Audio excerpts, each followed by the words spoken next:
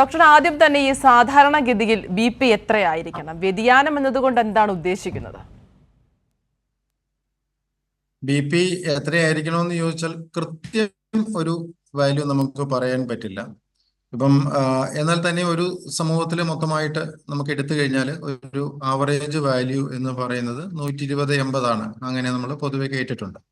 എന്നാൽ പോലും ഇതങ്ങനെ 120-80 നിന്നും കുറയുന്നതോ ചെറിയ വ്യത്യാസം വരുന്നതോ പൂർണ്ണമായിട്ടും കൂടിയ BP അല്ലെങ്കിൽ കുറഞ്ഞ BP എന്ന് കരുതാനും സാധ്യമല്ല. എങ്കിലും നമ്മളൊരു ഒരു ധാരണ പറയുവാണെങ്കിൽ നമുക്ക് BP രണ്ട് ഘടകങ്ങളുണ്ട്. സിസ്റ്റോളിക് എന്ന് പറയുന്ന BP അതുപോലെ തന്നെ ഡയസ്റ്റോളിക് എന്ന് പറയുന്ന BP.